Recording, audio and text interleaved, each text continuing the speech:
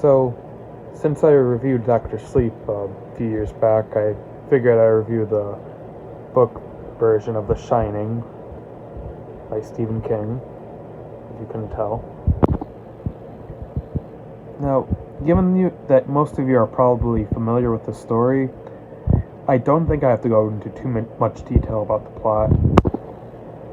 But if you're somehow not familiar with it, I'll catch you up on it. This story tells the story of Jack Torrance, an aspiring, well, is he published? I can't remember. But no, I don't know. But yeah, he's a writer who has a rather violent past. You see, he's had a very, hard struggle with alcohol and whatnot, and it's obviously had an effect on his family. And his anger gets so bad that it gets to the point where he literally physically harms his son. So if wife tells him, we need to turn around, or I'm packing my bags and I'm fucking gone, you'll never see me again, that kind of thing. So obviously Jack gets his shit together. But yeah, with this history in mind, the people, some of the people around in charge of the hotel are a little hesitant on giving it to him. But he does ultimately end up getting it. However, Jack's young son, Danny Torrance, who happens to have a little bit of clairvoyance to him, ends up seeing some rather disturbing events forthcoming involving their stay at the Overlook.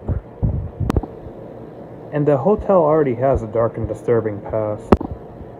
But as these premonitions grow more and more eerie, and Jack's sanity slowly starts to slip away, Danny eventually has to team up with his mother to help defend themselves from the evil influence of the hotel, while also trying to evade Jack during the dangerous state of mind that he is in. Now, if you've seen the Shining miniseries from, I think, 1994, then this will be a rather slow book to, get through, only because it pretty much follows everything that the miniseries, the topiary the fucking bush animals that come to life, they're in this book. Him using a sledgehammer instead of an axe in this book too. Pretty much, everything.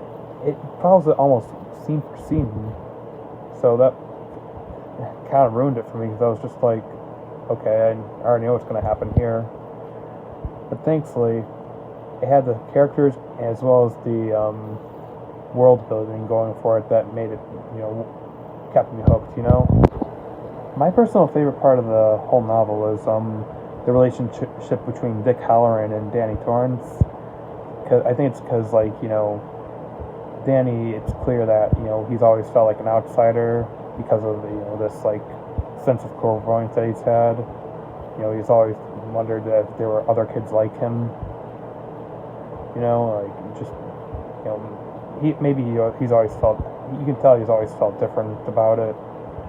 So, the relationship, the way he bonded with Dick in that sense was really sweet to see.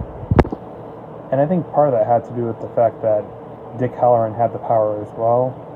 So, Danny kind of identified with him in that sense. And there's a reason why this was on my top 5 best Stephen King books. Because in my personal opinion, this is his magnum opus. Because, his previous novels before this were alright. But this was his first, great one for me personally. So yeah, I actually give this novel an A+. It was a little slow in some areas, but that's only because the TV miniseries already gave away a lot of what happened in the book. But other than that, the world that Stephen King created and the complex characters he introduced us to, more than made up for it. I truly like this novel, and I actually might actually read it again one day. So, thank you for watching. Don't forget to like and stuff for more content.